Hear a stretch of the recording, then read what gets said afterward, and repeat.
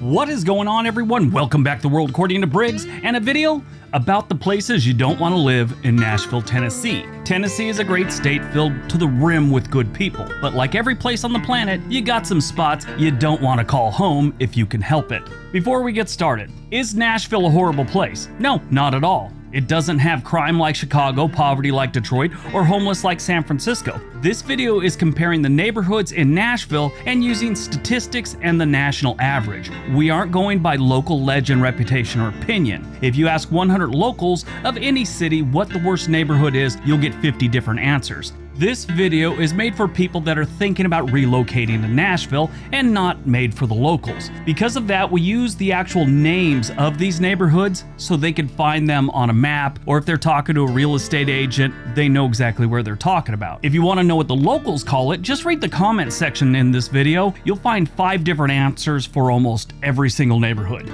As an example, where I grew up, I thought my neighborhood was called West Torrance. I went to West Torrance High School, which was about a mile away. We all called it West Torrance. Come to find out, it's actually called Southwood. West Torrance's neighborhood, that's about a half a mile north of where I grew up. Get it? Got it? Good. Let's take a look at Nashville.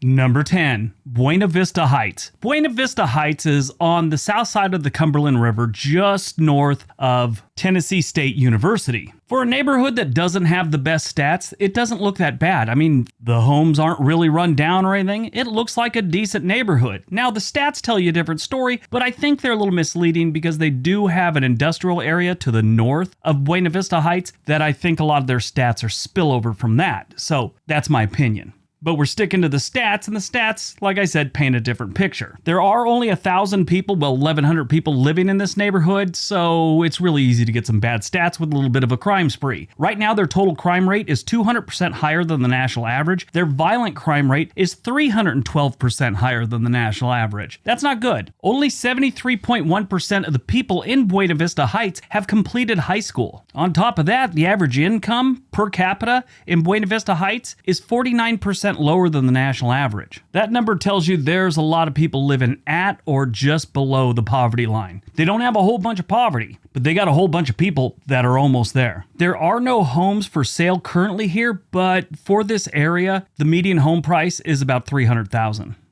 Make sure you stay till the end of the video and I'll kind of break down Nashville to you, like beyond the stats, and tell you what I've experienced in Nashville.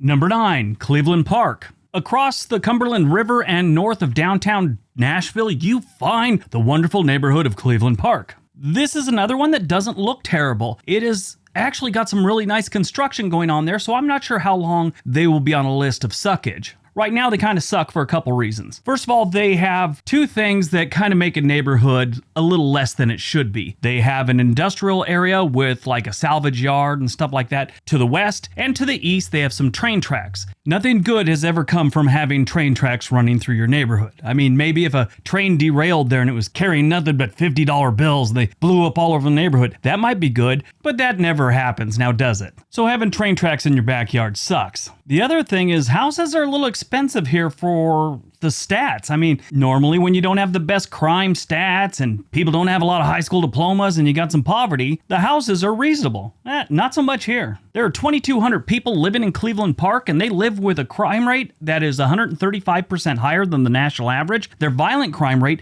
is 224% higher than the national average. Only 76.2% of Cleveland Park's residents have a high school diploma. The average home here goes for about $340,000 to $350,000. They got some lots for sale and they got some even more expensive homes, but that's about the average. The one plus this neighborhood has, most of the older homes have good sized lots.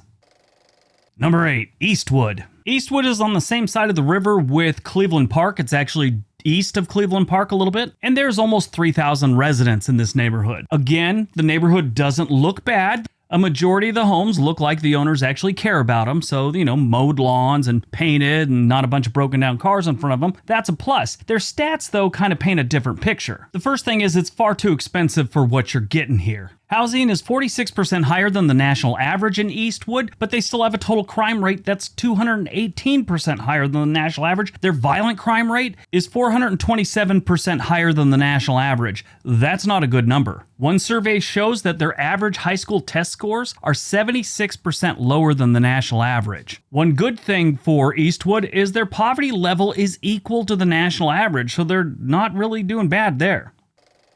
Number 7, Westmead. Westmead does not look like a place that has any bad stats. I mean, it looks decent. It's a nice neighborhood. They've got a lot of the good stats in a lot of the right places. Like unemployment and poverty, they're doing great there. They also do pretty good in schools. But when it comes to their crime rate and their violent crime rate, it's ridiculous. Now, there is less than 600 people living in this neighborhood, so the stats can be a little skewed, but they're still alarming. Their total crime rate is 384% higher than the national average. Their violent crime rate is 1,115% higher than the national average. That number alone is alarming. For 2020, the FBI reported there were 11,347 total crimes reported in Westmead. These crimes ranged from the worst possible crimes, murder and whatnot, to car theft, property damage, things like this. Now, when you have stats like that, the natural order of things is the property should be pretty cheap. Not here. Their average home price is $360,000. Now, I understand that they have a very small population, so these stats are a little skewed, but it's pretty bad.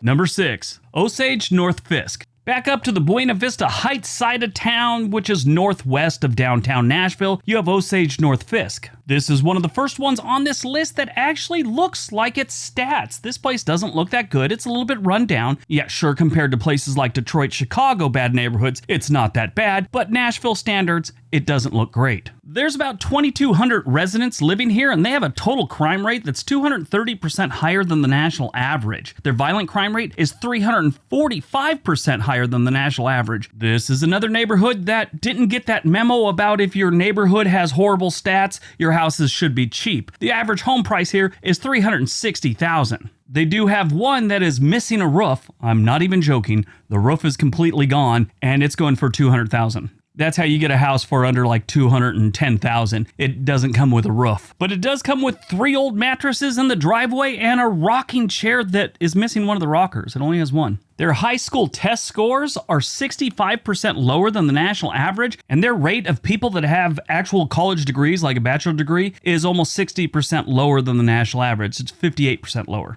I was looking at a website, and sometimes people like leave Yelp type reviews for their neighborhood that they live in or whatever. Someone on Osage North Fisk wrote, "If you live here, you're just stupid." And they also said, "I got smart about 6 years ago," and they spelt GOTS, G-O-T-S, GOTS.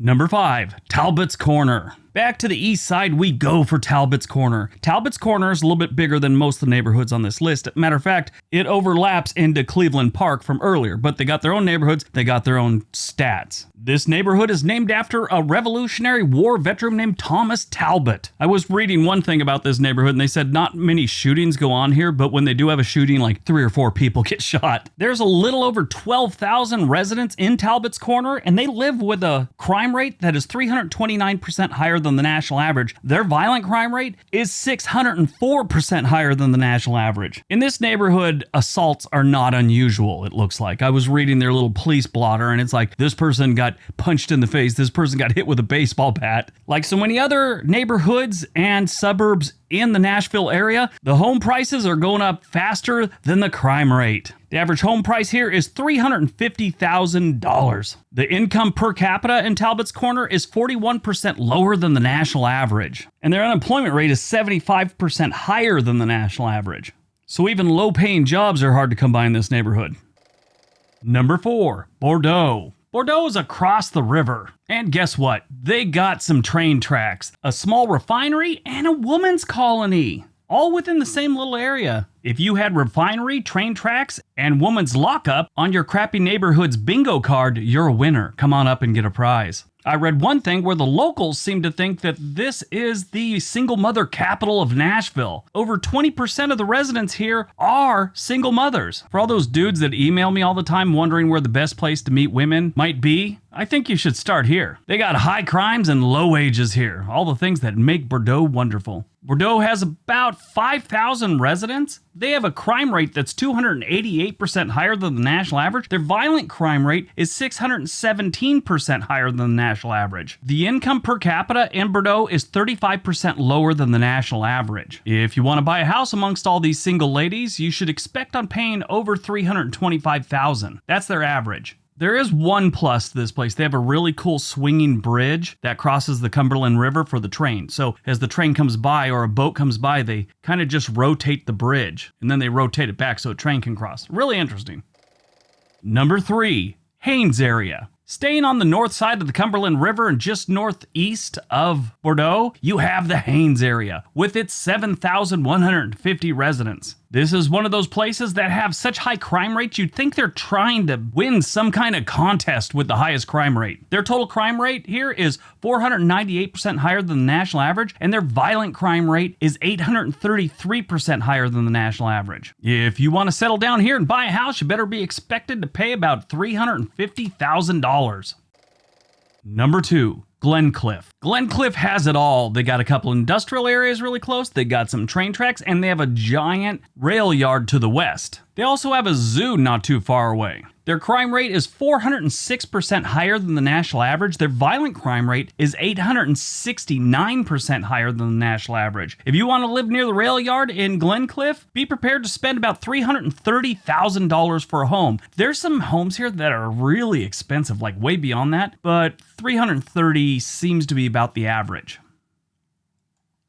All right, before we get to number 1, don't forget we have another channel called On This Day. There's a link down below. All right, on to number 1.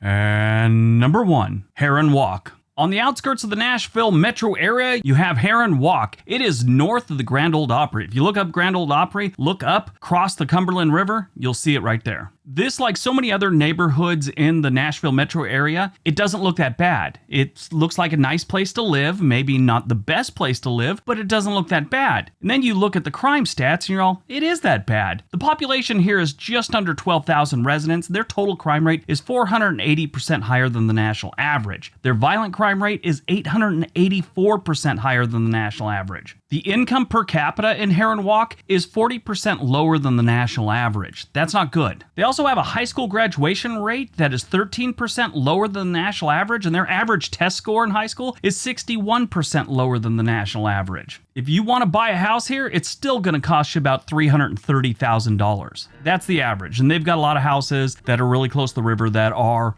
a little too pricey for the neighborhood. All right, that's today's video. Now, I want to tell you something about the Nashville metro area. It's not that bad. If you look around the neighborhoods here, most of the homes, even in the worst neighborhoods for Nashville, are still well maintained. I mean, the lawns aren't overgrown. They don't have graffiti everywhere. It's not like that. They just have some high crime rates. But when you have a nice neighborhood with high crime rates, that tells me you've got a lot of really good people in these neighborhoods. You just got a few too many a-holes committing too many crimes. That could be said for any town, any city. They just have those types that are putting out a little extra effort. Don't be afraid to visit or move to Nashville. It's a nice place to live. Just make sure you know what you're getting into with whatever neighborhood you choose. All right, everyone, have a great day. Be nice to each other.